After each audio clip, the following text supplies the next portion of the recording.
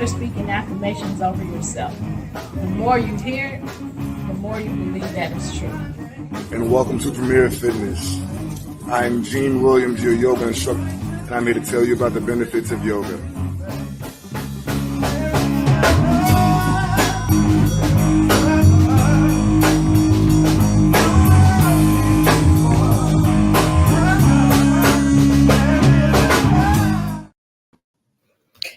Hey, thank you for joining us.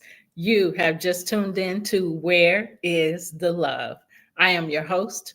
I am Stephanie Hawkenhall, and I'm going solo today. My sidekick ain't with me today. He's not feeling well, so I am doing this, having this conversation with a guest who I'll introduce shortly. So if you are watching us, join us on you should be watching us on our YouTube channel, Love Misunderstood Institute, where you can find any of our shows. Just check out our playlist, Where is the Love? And you can see all of our episodes there. Also, if you can watch us live, yes, I said live, Live, on Amazon Fire or on Roku. And you can search on those channels. You can search POD TV space LIVE, POD TV space LIVE, and watch us live on TV at 5 p.m. Central Standard Time every Sunday. Also, you can, I forgot to say, on another YouTube channel you can watch us on is Premier Fitness 0210, and that is Gene Williams' YouTube channel. That's my son. That's my sidekick that's missing today. Last week on our show, if you missed our show last week, we talked to Cameo Bobo. She does a nighttime live audience TV show. So if you missed that, go back and check out that interview. So without further ado, we have another guest today. And we're, talking more about adult bullying. Like I've said so many times, adults always say kids bully. No, adults bully too. So we have been bringing guests on our show that share about their childhood bullying experiences as well as their adult bullying experiences. So without further ado, we're bringing on Isis Clay. Come on in, Isis. Hello. Hey, how are you? I am doing fantastic today. How are you? Thank you. I am doing great. It's good to have you on our show. Thank you for joining us. Oh, thank you for having me. Thank you so much. You are welcome. So, Isis, tell us about yourself. Who are you? What do you do? Tell us. Absolutely.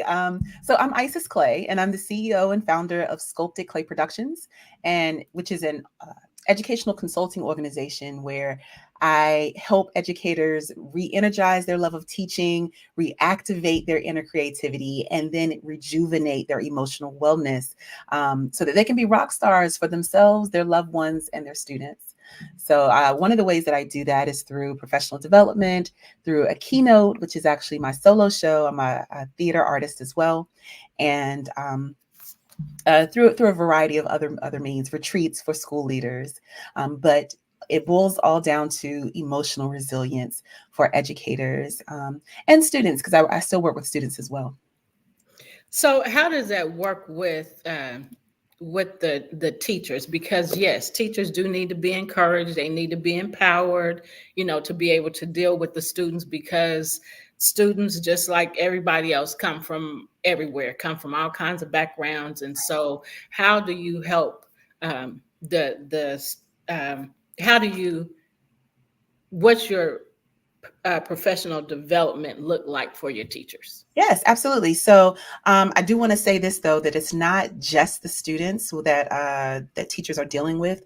It's a multi-armed, I call it almost like an octopus arm or octopus arms that are contributing to emotional unwellness, I will say, for educators. But my professional development, I go in, and the very first part of it is they get to see a show, which is, like I was saying, my keynote, which is my solo show, where they get to see a teacher dealing with all of the, what I call the trifecta of challenges to emotional wellness for teachers, and that's burnout, compassion fatigue, and vicarious trauma. And we can talk about those a little bit later. But they see a teacher's journey dealing with and coping with those three things at different points in their career. Sometimes coping with it very well, and then other times not so much. And then the professional development goes into naming those three things. So often we use this term burnout as a catch-all for everything that we're feeling. Yeah. Not just educators, literally everyone. We use this term burnout when we're feeling tired, when we're feeling at the point where it seems like the work that we're doing is too much. And it may not just be burnout. It could be, like I said before, compassion fatigue or vicarious secondary trauma that we're experiencing. And so in the professional development that I deliver, we name those, and then I provide my magic framework, which is an acronym of the steps and some ways to kind of shore ourselves up from the effects of compassion fatigue and vicarious trauma. So one of the things we talk about quite often, and you kind of alluded to it, is that you know when things are going on, we have to name it that. We have to admit that it is a real thing. Right. We have to confess that it is happening so that we can start our healing process. And Gene usually says, just like an alcoholic, first you admit that you're an alcoholic and then you can get the help. Um, and so that's just, usually what he talks about. So, I mean, you just, alluded to that, by, you know, it's important. It People, is. when you don't acknowledge that something is even happening, how are you? I mean, there's no healing for it. There's no Yeah, way to heal because I can't even think of the word, because you're ignoring the fact that it's even a thing. absolutely. And what I find a lot of times is that it's not necessarily that educators are ignoring the fact that they are dealing with the emotional complexities of teaching today. That's not really the problem. The problem is, again, we're so accustomed to using this one phrase Yeah, as a catch-all. yeah, And the way that you heal from burnout is not the same way that you can heal from the effects of compassion fatigue or secondary trauma. yeah, So knowing exactly what you're dealing with, so that then you can know what to put into place to heal from that, or to make sure that you stay out of the danger zone with that. yeah. Um, yeah, So being able to identify it. absolutely. Yes. Absolutely, so important. And it's not just important for the individual educator, for the individual teacher, but also for school leadership, so they can see, okay, the community that we are servicing is in crisis. Maybe the community that we're servicing is dealing with high levels of violence, or drug abuse, or maybe even poverty, or any of the many different ways that communities can be in crisis. Yeah. So if that's the case, then I need to also provide supports, not just for myself as a school leader, but also for my instructional staff, my support staff, my entire school, so that we can effectively support the students in our, school community. Right. That's good. So I have a number of questions. Okay. um, so I know that you are in theater, Yeah. and I know that theater is an art. What led you to doing theater? Oh my goodness. That is a really good question, because I don't know if I don't know if I ever chose theater. I feel like theater chose me from a very early Oh, age. wow. Yeah. Yes. So my introduction into theater actually started with poetry. I will always and forever um, say that it was Miss Nikki Giovanni and it was Miss Maya Angelou who actually jump started my love of spoken Wow. word, of the spoken word, and of Yes. um, portraying character through, the spoken word. When I was young, I would memorize these poems, and I would get asked around the county, around my area, to perform it. And so I Wow. would perform it in churches and at civic meetings and in school and all these other places. And I think it was my 10th grade year in high school where we had a theater teacher, and she uh, she put some Shakespeare in my hand for the first time. And I was like, ah! But the way that she helped me work through that really flamed that fire. And so I went to school and to North Carolina Central University. I started out at Howard as a theater major, and then transferred to North Carolina Central University, where I was a theater major, and I graduated as a theater major. Wow. That's awesome. Yeah, And it's something that, when we're kids, we don't know, how our lives are going to, end up.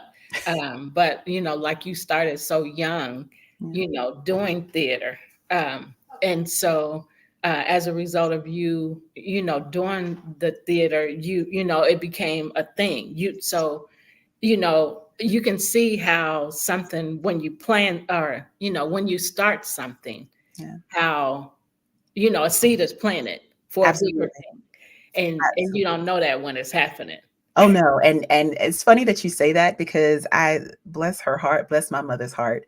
Um, I've always been kind of an odd duck, you know, in the family, and she helped plant some seeds and allowed me to really develop into who I am, and with all of my ec- eccentricities. I don't think that's the word. I didn't pronounce it correctly, but I was very eccentric, and she didn't understand it, but she allowed that, and she allowed me to kind of grow into the person um, that I am, and so I have to bless her soul, because I know at times I gave her quite a like, oh Lord, this child, what is she doing now? I actually that's a part in my solo show in the very beginning, where I it's a autobiographical look at my Hmm. journey. Like I said, I was a theater major in college, and the plan was always to graduate from undergraduate and then hightail it to New York and be this famous Broadway star. I never really was interested in film, but just really on the stage. That was the plan. And in college, I fell in love and met my husband, and Aw. we got married, and we decided that, well, I decided that I did not want to raise children inside of New York City, inside of Manhattan. So we split the difference, and we ended up right outside of Washington, D.C. But in the very beginning, I wasn't getting a lot of roles. Yeah. I was new to the city, and I was like, I don't know what to do. My husband, who was an educator, he was a teacher. Um, he actually provided the spark to kind of get into education. And so I started at the Maryland Department of Juvenile Services, which, if you're not familiar with that, that is where young people who have been incarcerated, locked up, they go inside of facilities to wait for court dates or placement into Mm. group homes, that kind of deal. And I taught there. I taught there first for almost 4 years. Yeah. And without any kind of educational background, just my theater background and a love for connecting with people. But also, that's where the trauma started as an educator. Um, what we don't talk about often, or hardly ever, that I've seen, is the amount of trauma that teachers can experience Yeah. when they're supporting young people who are dealing with trauma. Wow.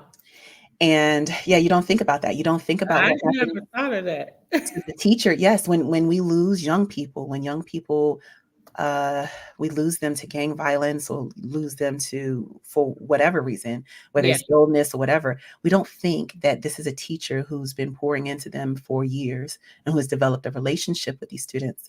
And unfortunately, that's happened several times over the course of my career where um, I've had to experience the loss of students.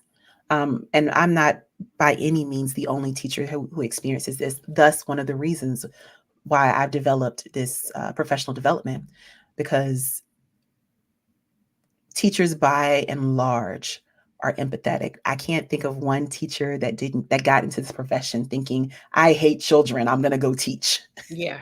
No one does that. Yeah. Um, but once we get inside of it, the reality, the emotional weight, I talk about that a lot about in education can push us in different ways. So anyway, that's how I got into it, and that's how the solo show started. Is me really looking at the journey I had taken from a theater major. Like, how did I get here? How did I get to lying on my bathroom floor, crying my eyes out, and dealing with depression, um, dealing with a heavy dose of imposter syndrome? Like, who am I to teach these children? Who am I? I can't do this. I'm not the person to do this. They need too much. They need too much. I can't do this. Like, how did this happen? Yeah. And so a solo show came out of it, which has been pretty good. It's played at the Kennedy Center here in Washington, D.C., which I'm very proud of, and has toured all across the country. And so, yeah. So tell us about, because I was going to ask you about that. So tell us about your touring.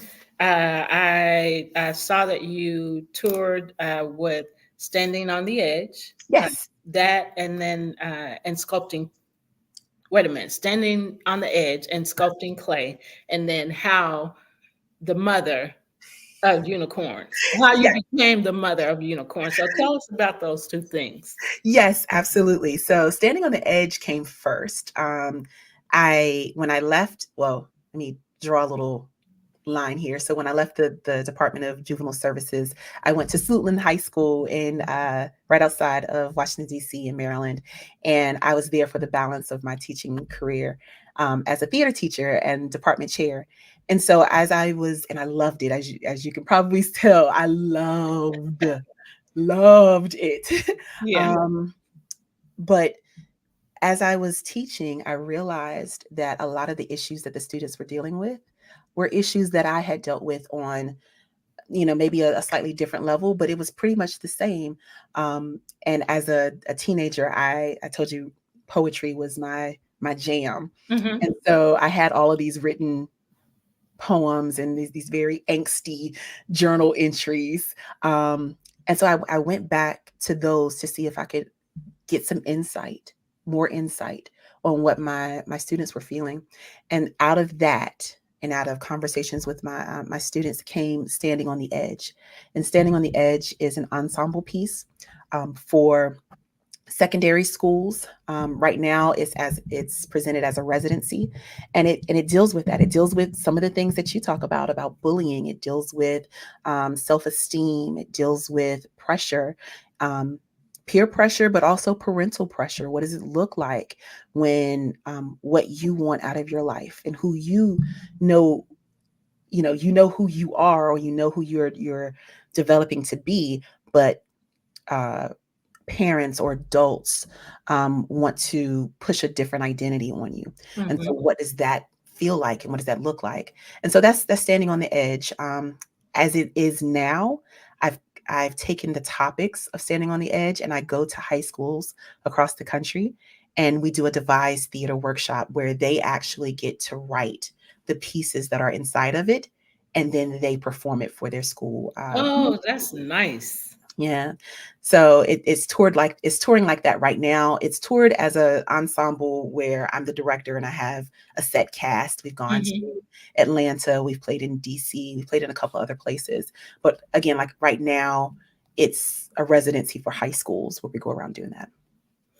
Well, and I think that's real cool because, it gives them an opportunity to, share, their thoughts and put the, help put the pieces together, and then to be able to act it out. Well, I mean, that, puts a whole nother perspective, on the Yes, sculpting. I mean, you're actually sculpting your own piece. Yes, Um, absolutely.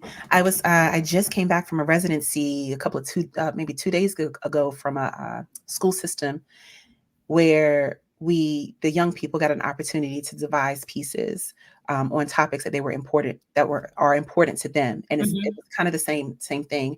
And I was telling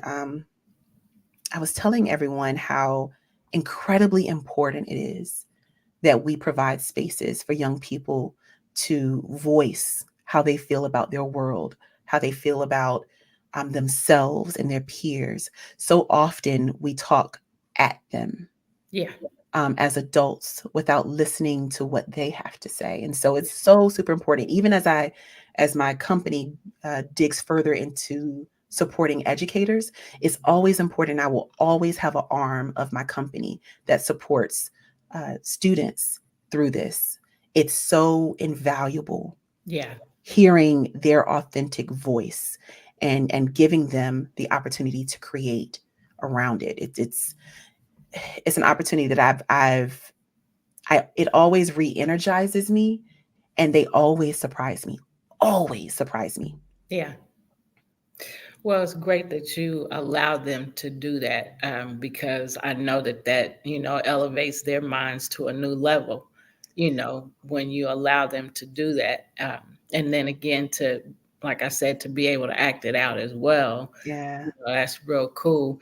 And so you talked about, writing, poems, writing poetry, as a kid, and Maya Angelou, and, your inspirations, for writing poetry. Gene has written a lot of poetry as well. He does a lot of journaling. He's been doing journaling for years, Mhm. but he started writing poetry as a kid, and he would, write me poems, and he wrote a poem now is 20 years old. And that poem it's a 2-page poem, and it has been hanging on my wall everywhere I have lived for the last 20 years. Um, and it's talking about, I don't even know where I'm going, Mhm. and so it's a faith walk, Mhm. and the way he wrote it was not the way that I received it. And Mhm. so I'm like, I have got to have this because it helps me, with my faith walk. It helps me Yes. remember when I don't know where I'm going, I just have to keep walking, because Yes. that's what the poem says. I don't even know where I'm going. I see the trees and stuff, and I just keep walking. I want to stop, and a voice inside me says, keep going. Oh. And I'm saying, and then he's saying, you know, because a voice came to him saying, "You're a servant and a leader." And he said, "How can a servant be a leader?" Mm. Wait. Mhm. The Yes. voice said, "You selfish child, you just keep walking." And I'm paraphrasing, but that's, man, that thing is so powerful. So most of the time when I read it, Isis, I am feeling low. I am in a low Mm. place in my life, and I have it right next to a an art piece that it's a picture, and it's a big picture. Yeah. And I bought it in Atlanta years ago when he first started college, which he wrote that poem before that. Oh, And so wow. they are always on my wall right next to each other. And so the picture is footprints, and it's black people, Yes. a black, man carrying another black man. And so you see the storms, and the him carrying, during the storm, the man carrying the man. And then before that, you see, sunshiny skies, and Mm. 4 sets of footprints, whereas in the storms is two. So Yes. this poem just goes so well with it. And when he wrote it, I said, "This is so." He was 20, Wow. and so it's almost 22 years ago. July would be 22 years ago. He wrote that, but it just means so much. But he's been writing poetry for years. He writes his own music. He's released 2 singles Nice. and videos. Mhm. And so the second one was just released the end of January. Oh, nice. Yeah, so he's Nice. doing the doggone thing, but Sounds like it. when it comes to, arts, and he acts as well. He's done some short films. Mhm. So, this conversation, y'all would have had a really great conversation. But I just love it when people are able to write poetry, Yeah. and to, put their feelings on paper. And, this makes me think about when I was going to college. Mhm. I would have to write papers. Yes. I would write the paper, and then when the teacher would give it back to me, then I would read it again. And I'm like, where was I at Mm, when I wrote this? I mean, my mind. Where was my mind? right. I wrote this, you know. Yeah. No, absolutely. Absolutely. I completely understand that. And it's funny that the written word is so powerful. Yes. And I have a course called Right to Create. It's for educators, and it's using the written word. I was going to say Using the written word. about that too. Oh, I'm so sorry. Did I? Go ahead. No, no, no. You keep talking. So keep telling us about that. That's just one of the things I had to ask you. No, when you're talking about the power of writing and the power of reflecting, like where was I when I, reading, going back and reading, where was I at Yeah. this point mentally? Um, when I wrote the solo show, when I wrote Sculpting Clay or How I Became Mother of Unicorns, that's the whole name of the solo show. Um, I was in a very low, low place. Um, as a matter of fact, the very first iteration of it was an apology letter to my students.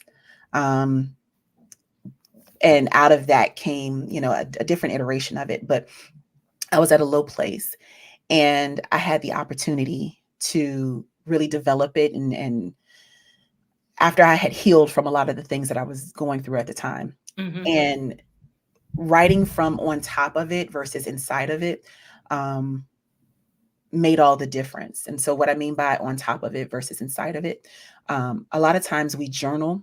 If we journal, we're inside of something. So, something is going on right now, presently, and Yeah. we're writing down our feelings about what's happening with that right now.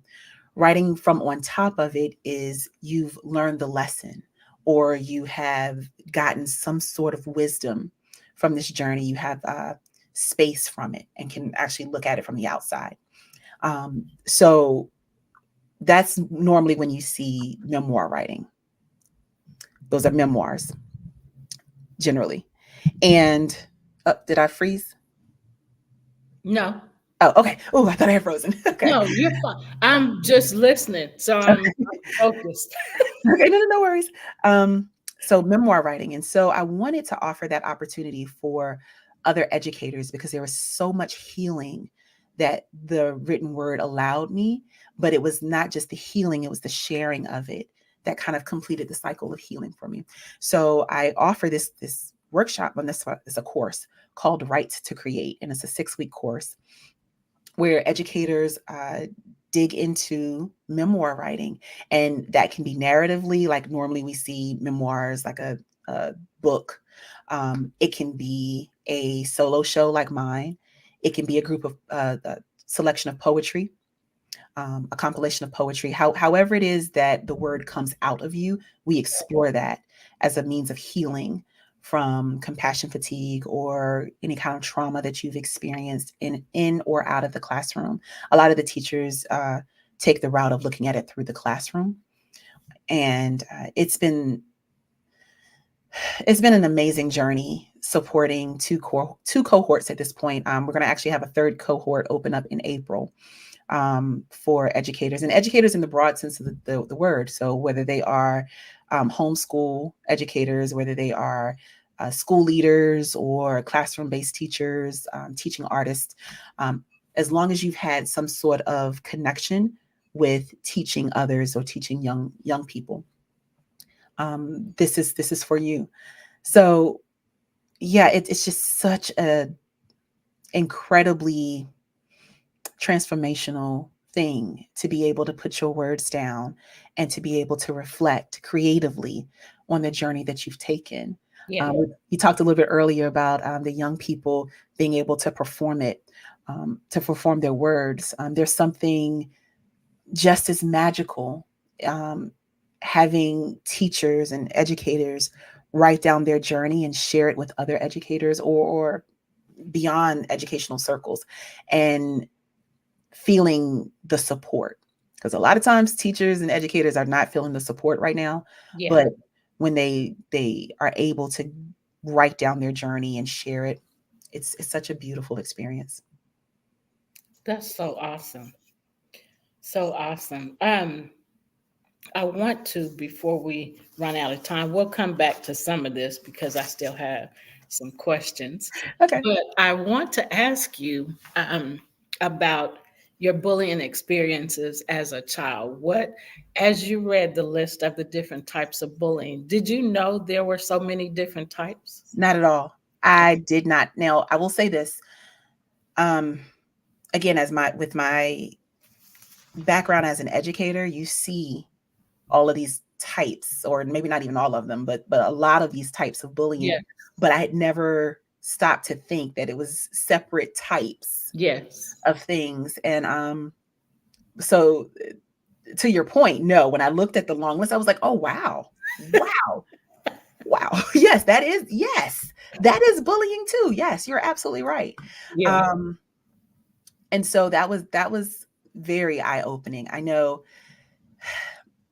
my husband and I talk about this often. Like I said, he's an educator for many years as well, about the bullying that happens in our youth, as we're children, especially in middle school gets a bad rep. Middle Yeah. school, I feel like everyone bullies everybody. It feels Yeah. like, not that's not the case, but there's a heavy amount, for a couple of reasons, where they are, developmentally, and just the the age group. But I feel like that was my biggest time struggle personally, was in middle school. When I was in middle school, Yeah. being bullied. But the thing that really two things came up as I was going through the list. One was the fact that, and I said this before, about educators and supporting young people. They're dealing with, and I know adults can deal with these things as well, and absolutely do, in the school building. Um, but supporting young people who are dealing with all of this, um, and it maybe even triggering Mm-hmm. when we were bullied back, Yeah. when we were younger, that also can play into the compassion fatigue and the vicarious trauma that Yeah. we're experiencing. So that really kind of, jolted me back, that, being very mindful that bullying isn't just one way. There's so many different ways. But Yes. the second thing that came to mind was the self-bullying. Yes.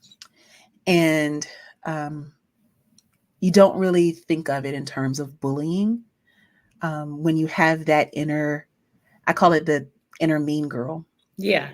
in your head, and telling you all the things that you can't do, all the things that, you shouldn't do, or um, all the negative things. And it's really sad, because that's the voice that we hear most often, Yes. is our inner voice. And probably And the loudest.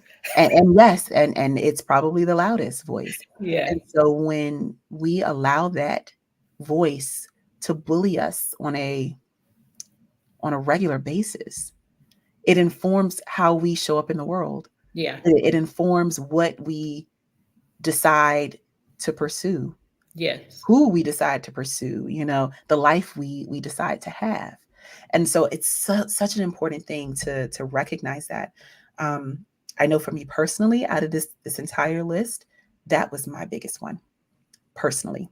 And that's one that I have, thankfully, every now and then I have to, stop and tell inner mean girl to cut it Buckle out. it Be down quiet. somewhere. Nope, we're not going to do that. Um, Right. and so I, several years ago, I developed a journal, to help me do that. Um, Good. yeah, so that was super helpful because what I was finding is that other people's voices, not just my that negative Nancy self Yeah. voice, but also I was leaning really heavily on what other people said, Yes. positively and negatively. Yes. So if someone said something positive about me, that meant more than what I thought. Yes. Or same thing with negative. They said something negatively, then it just ruined the whole day. And so I had to start learning to rely on my voice Yes. first. Of Yes. course, you can be, other people and you can take their opinions and things like that, but my voice is the most important to me. Yes. And so, yeah, That's because you're with you all the time. No all matter where the you time. go, you are with you. Do you have your book in your journal right there where you can hold them up? I do. I do. Please. So I created this book. It's called My Book of Dopeness, a not so subtle reminder when I have trouble remembering who the F I am. so so yes, it's a journal, and it uh, provides a place where you can write down all the dope things that you do in your own words, whether those things are tiny to the large things. They can be things like, I got up today and on time and made it to work, went because I know that that's something that I struggle with, but Yeah. today I did it. Yeah. Or whether it's, I delivered a keynote in front of, 3,000 people today and I thought I rocked it. The energy that I came off the stage with was just electric. So from That's the awesome. teeny tiny to the really large, because and then on those days when that voice get super negative or you find yourself relying too heavily on other people's opinions, Yes. then you can go back to your own words and Yes. say, wait, whoa, whoa, whoa, hold on. I have proof. I Yes. have proof here. Yes. No, I'm dope. I'm dope. I do dope things. So Yes. this dope thing that I'm considering doing, yeah, you can do that too. Yes. So, so yeah. That was the journal. That was the book. Yes, this is the book. This is And my book of dopeness. and the journal is the same name. No, this is the journal and the book are the same thing. Oh, cool. Yeah. Um, Yeah, and you can get it on Amazon. okay. Yep. Um, so it's really cool how because this is something that I've just learned the power behind is saying what I am, you know. Yes. And I've heard, affirmations, say affirmations over yourself. I've heard all this for years, Mhm. but recently some things has been happening in my life Mhm. that I've had to trust the process.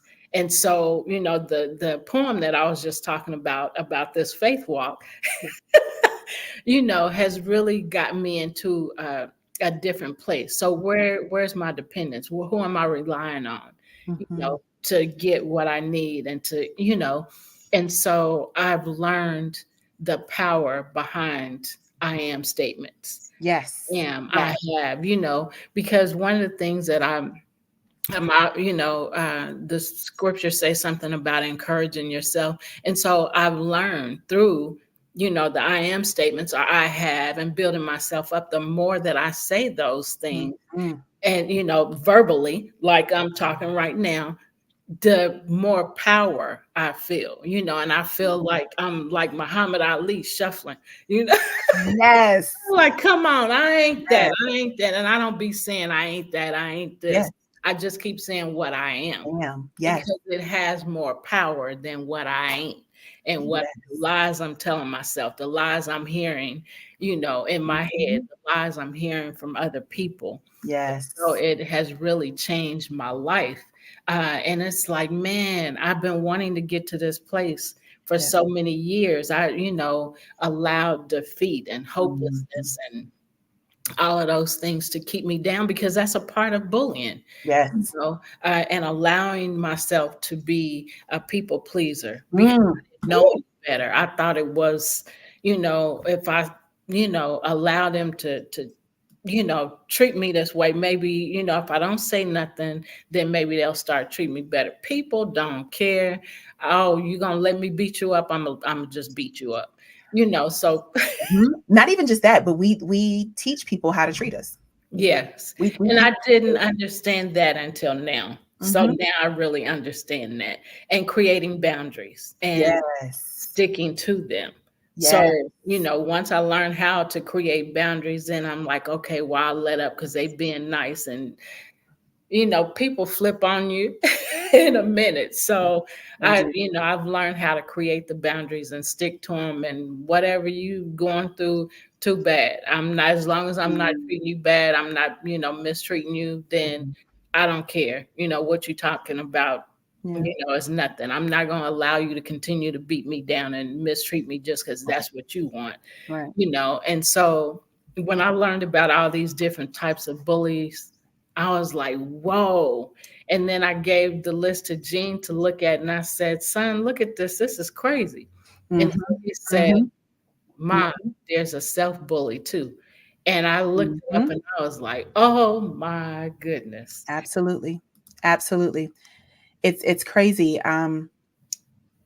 The I always, and forgive me because I am I'm a theater artist, but I'm always forever and ever, amen, will be an educator.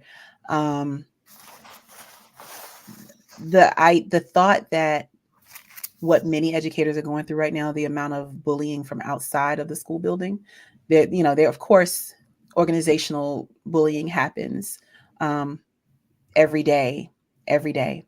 But the amount of bullying that's happening from our legislators, from outside of the classroom, it's enormous. It's enormous, and it is also one of the reasons that is driving educators out of the profession. Wow. Because when you put your heart and soul into something um, that you're so passionate about, into young people, into developing young people, and you've gone to school for years and years and years, educators, I think out of my circle of educators, um, all of them have advanced degrees. So they have masters and above. A lot of them have double masters. Wow. And to have someone outside of the school system tell you What um, you can and can't do. what you can and cannot do, and that there's a better way to do it, not having any of the Experience. educational Right. experience or expertise, Yes. years in the game. It's disheartening to on one end, and it's infuriating on the other. Hmm. So it becomes this kind of situation where I have multiple advanced degrees. I don't have to put up with this. I love my students, Yeah. but I don't have to put up with this. You hear that all the time. It's like, I love teaching. I love closing the door and teaching my students. Beyond that, I don't like what I do. And so, why is that? How can we change the narrative? How can we stop the outside bullying of educators? Or how can we give, arm teachers with the uh, the tools and the strategies, excuse me, to kind of shut that out and keep doing the effective job that they're doing. Keep those rock star educators in place. And when I say educators, I mean because principals are hemorrhaging too. Yeah. We're hemorrhaging principals as well. Yeah. So Mark had a couple comments. He asked, how a couple comments and questions. Okay. How has theater and role playing helped you deal with bullying? Oh, that's a great question.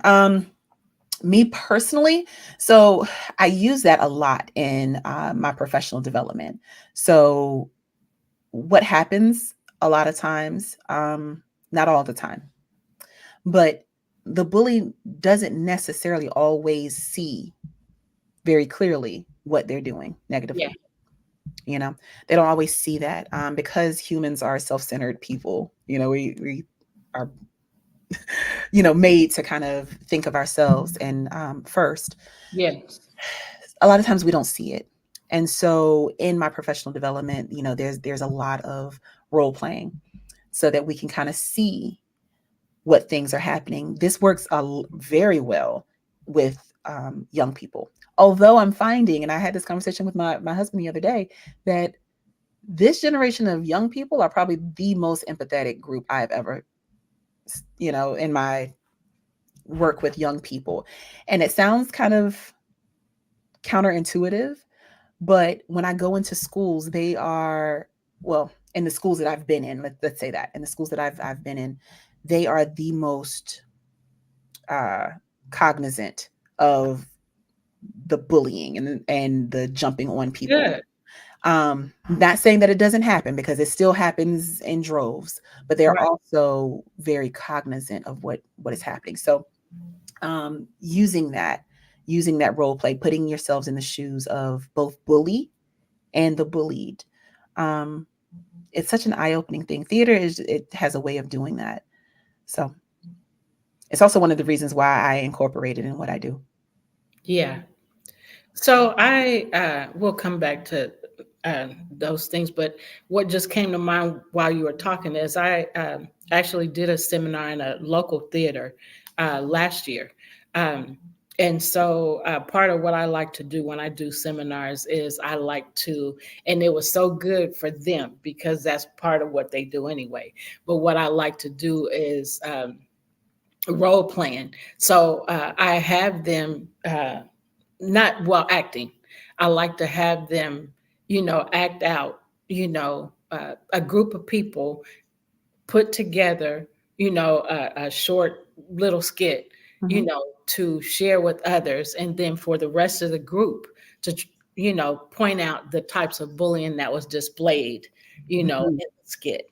And Mm-hmm. so that's a lot of fun and they really enjoyed that. But that's something that I've done, in the past. And I just because I like skits, I like plays, and so I just that's just a good way to, get them to be able to identify exactly what they're seeing in it. Absolutely. I'm sorry, I didn't mean to cut you No, off. you're fine. Go ahead. Absolutely. It's a more, I find it's a more effective way Yeah. than just giving them, a PowerPoint Yes. or a handout, being able to embody it and feeling what it feels like on all sides. And then um, definitely heightens the empathy when you're able to act it out and, Yeah. step into those shoes. Again, on both sides. And not saying that a lot, my work really deals with the humanity of people, right? So why are we bullying? Why is this person bullying? Yeah. And so if we can figure out, why am I being nasty Yeah. right now? What is going on? Then and get them to see that, then we can start helping healing whatever that thing Yeah. is that the nastiness is coming from. So having that empathy for the person who is bullying, like, yo, wait, are you okay? Yeah. 'Cause I don't think you're okay. That it's not okay to do this, Right. as well as the bullied person. So, role play, kudos to you, because that is a beautiful way, Yeah. a much more effective way, I think, to get the Yeah. point across. I enjoy doing it because I enjoy seeing what they can come up with. Mm, I've mhm. shared the list of the different types of bullies. I've given you some case scenarios. Now we're going to, do some skits. Right. And so I enjoy, like I said, I enjoy seeing it. And that was the first time I did it with, and they were the educators. So Mhm, they weren't the actors and actresses. They were mhm, the educators that I was mhm. doing a seminar with. So it went really well. So Mark also said, did you want to make a comment to what I just said? No, it was great. Yes. we're we're running out of time, so it's like now I gotta hurry up and get whatever little bit more I can get. So Mark also said we are dealing with bullying now in the workplace, where a lot of support school staff is not getting paid enough. And then Mm, he added they were given a raise, and then the raise was partially retracted. If that isn't bullying, I don't know what it is. yeah, that's ridiculous. That is ridiculous. I've been following that, and ridiculous isn't even the word I want to use. I don't know if I can use the word that I want to use on this lovely show, but Probably not. probably not. Probably not. But yeah, I that. say that to Gina like, don't cuss on my show. And he'll say hell in a minute. He was saying it last week, and then he said, can I say that? And Mark got on. He said, "Yeah, you can say it." Jen said, "I know I can say it with you, but I'm talking about with her." And I Oh say, my "Hell is God. a real place." It is a real place. It is. It But is. that's a horrible, horrible situation. Yeah. Um, when educators are already, like you said, underpaid and undervalued, and to retract, no. Yeah, that is a bad thing. It's like dangling a carrot in front of a rabbit.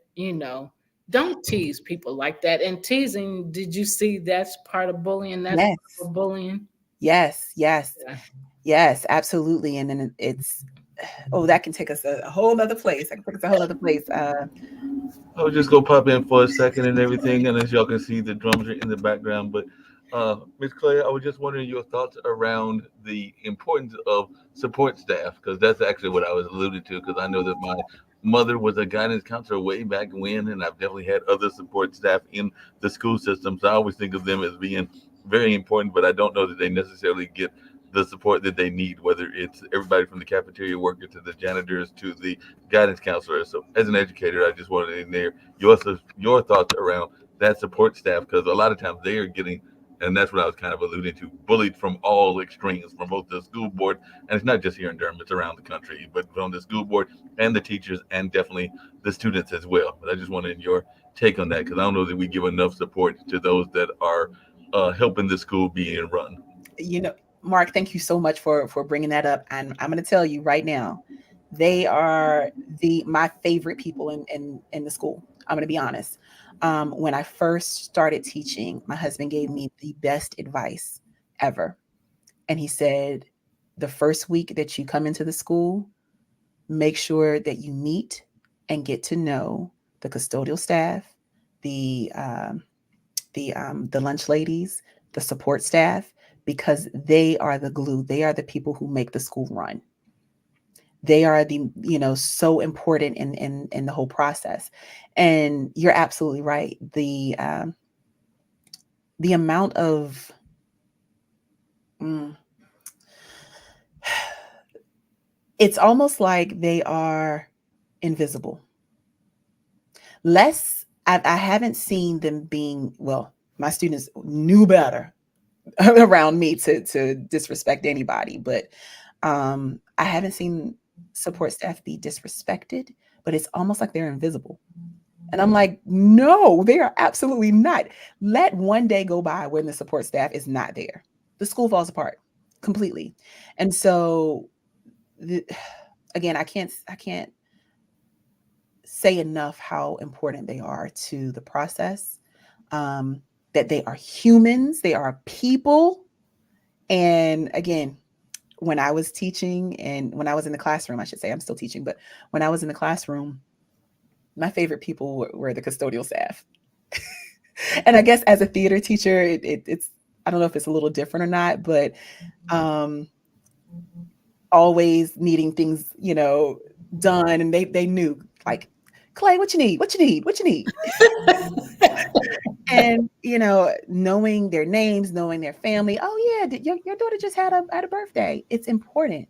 We do that with our colleagues, our instructional colleagues. We need to continue doing that with our, support colleagues, and not just the front office.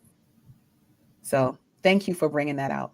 So No important. problem. Give it a bounce off, let y'all close out. But just really quickly, I was wondering your thoughts around the pay, because to me that's another thing around bullying. And I think of teachers, I also think of law enforcement and a number of other folks that are critical to our society, and even artists. And I know we hear about the big ones that get paid to, like the big superstars, but I know a lot of theater people that are struggling on a day-to-day basis and are basically getting from paycheck to paycheck, if that, and having to work multiple jobs. I have a dear friend of mine who's a funk musician, and he actually has to drive Uber and other things in order to survive. So I was just wondering your thoughts about the importance of pay as well. And then also, Absolutely. So one of the it's funny that you say about, driving Uber.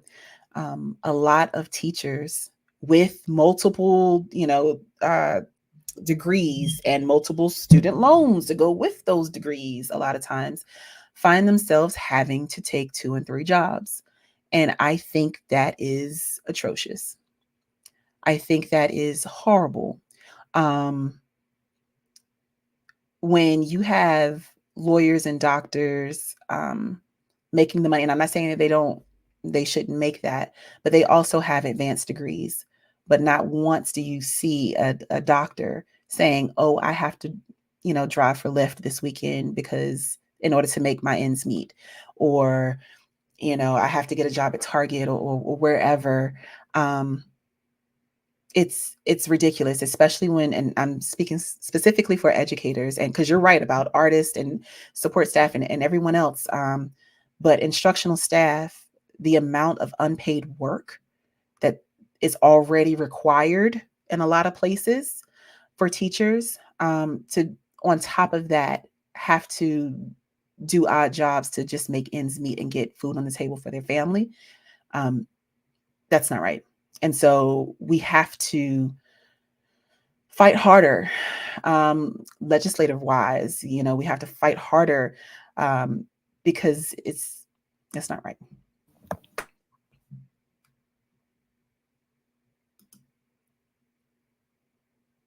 Stephanie, I think you're muted. I can't hear you. Yes, Steph, you're on mute. There you go. I thought I took it off mute. I apologize. Thank you for letting me know it was on mute because I was just going to keep talking. It is horrible that they, have to get, additional work to live. But that's a part of what's happening right now. And we have to, find ways to, to help them and to support them. I do want to ask you, because we're at the end of our show.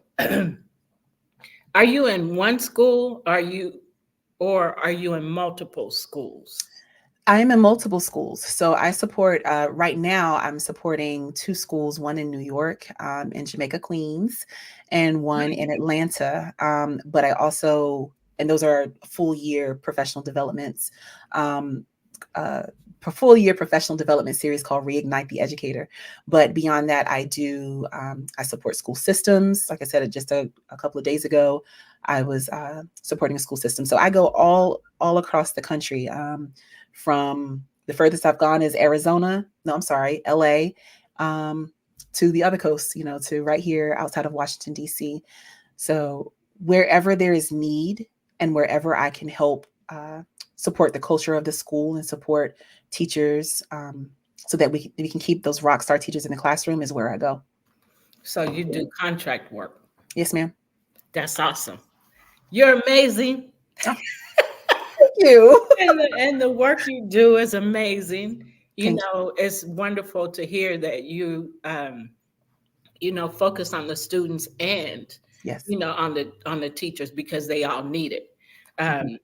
So it's wonderful that you see that and that you have, programs for them.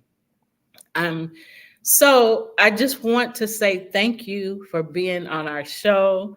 The time always goes by so fast, we really get into the conversation. But I want to thank you for taking the time to be on our show.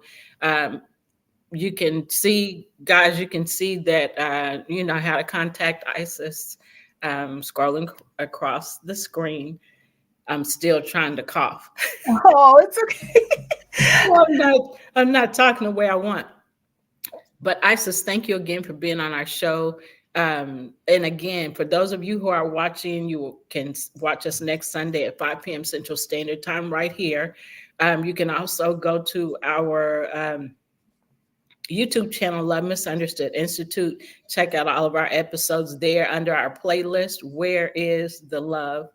Um, Isis, do you have anything you want to say to end the show? Just really quickly, if there's anybody who is on social media, my Instagram handle is at Sculpted Clay. And if you are interested in discussing some professional development support for your school or for your organization, just reach out either there or at my website, sculptedclayproductions.com. Thank you. And thank you. Let me say that. And thank you. Thank you for having me. Thank you so much for having me. It's been a really great conversation. I appreciate you having me on. Thank you. And if you would stay, there's going to be our outro video played, and then we're going to come back in and chat a little bit. Um, so we're ready, Mark. Thanks again, everybody, for watching. See you next Sunday, 5 p.m. Central Standard Time.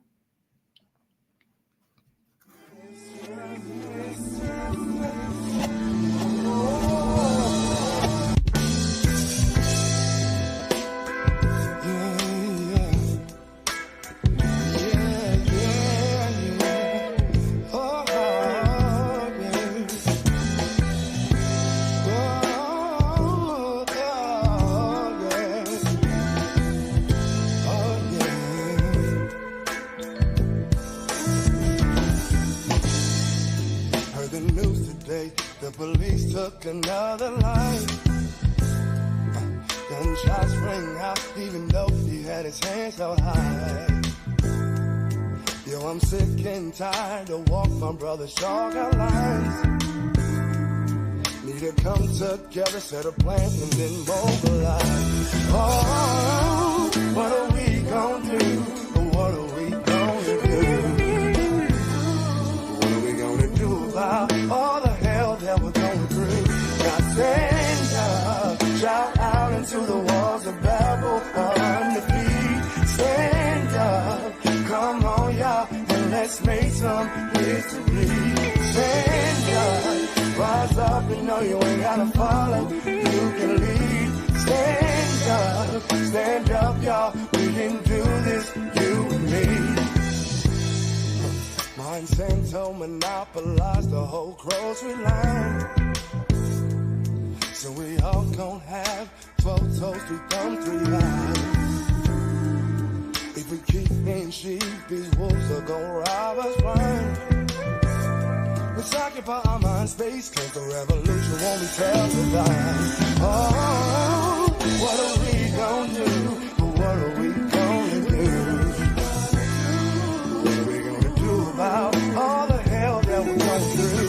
Now stand up, shout out into the walls of Babel on the feet. Stand up, y'all, we can do this, you and me. Stand up, rise up and know you ain't gotta follow, you can lead. Stand up, y'all, we can do this, you and me. Oh, mercy, mercy me. The government should nurture and when will all these wars be done? Hopefully before the government gonna have the money. Yeah. Before another mother has a on her son. Shout out into the walls of Babel on the feet. Stand up, come on y'all, and let's make some history. Stand up, rise up, you know you ain't gotta follow, you can lead. Stand up y'all, we can do this, you and me. Stand up, shout out into the walls of Babel on the feet. Stand up, come on y'all, and let's make some history. Stand up, rise